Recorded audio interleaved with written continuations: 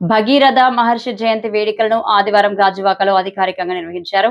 రాష్ట్ర ప్రభుత్వం ప్రతిష్టాత్మకంగా నిర్వహించిన భగీరథ మహర్షి వేడుకలను వెనుకబడిన తరగతుల సంక్షేమ శాఖ ఆధ్వర్యంలో గాజువాక 71వ వార్డు దుర్గానగర్లో ఏర్పాటు చేసిన భగీరథ మహర్షి విగ్రహానికి వెనుకబడిన తరగతుల సంక్షేమ శాఖ మంత్రి సబిత, రాష్ట్ర టీడీపీ అధ్యక్షులు గాజువాక ఎమ్మెల్యే పల్ల శ్రీనివాస్ తో కలిసి ఆవిష్కరించారు. ముందుగా భగీరథ మహర్షి విగ్రహానికి పూలమాలలు వేసి ఆయనను స్మరించుకున్నారు.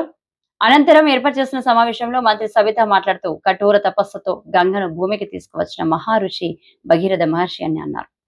ఇక్వాషకు వంశానికి చెందిన సగర చక్రవర్తి మనవడు భగీరథ మహర్షి అందరూ ఆదర్శంగా తీసుకోవాలని, కఠోర తపస్సుతో ఏ పని చేసిన విజయం సాధ్యమని అన్నారు. ఇచ్చిన మాట నిలబెట్టే కులం సగర కులమని అన్నారు. సగర కులస్తులతో తన కుటుంబానికి సంబంధాలు ఉన్నాయని అన్నారు.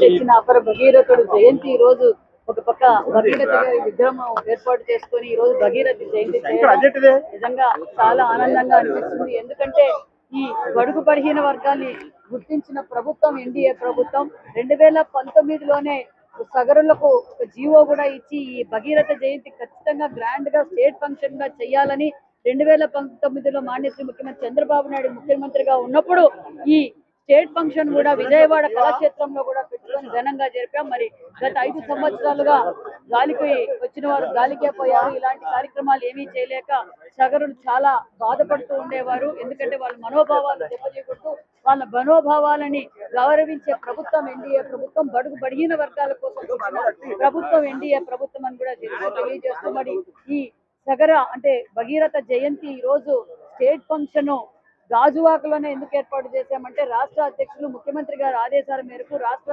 అధ్యక్షుల కోరిక మేరకు ఈ రోజు స్టేట్ ఫంక్షన్ ఇక్కడ ఏర్పాటు చేయడం చాలా ఆనందంగా ఉంది. గత 7 సంవత్సరాలుగా విగ్రహం అంటే 2000 తెలుగుదేశం ప్రభుత్వంలో విగ్రహావిష్కరణ చేసిన తర్వాత కొన్ని సమస్యలు వచ్చి గాలికి వదిలేశారు. మళ్ళీ ఈ రోజు ఈ విగ్రహావిష్కరణ చేస్తూ ఈ స్టేట్ ఫంక్షన్ చేయడం అందరికీ బీసీలందరికీ చాలా ఆనందంగా అనిపిస్తుంది. మరి అపర భగీరథుడు ఆకాశ గంగను భూమికి తీసుకొస్తే మరి ఈ రోజు మన కలియుగ భగీరథుడు మాన్యశ్రీ ముఖ్యమంత్రి చంద్రబాబు నాయుడు గారు అని తెలియజేశాలి.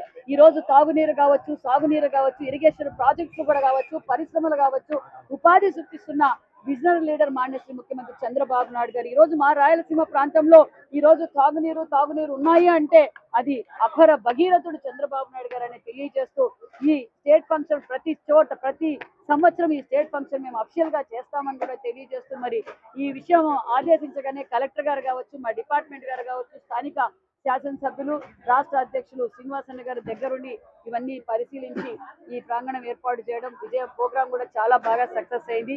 మరి బీసీలో భాగమైన సగరులు కూడా చాలా ఆనందంగా ఉన్నారు.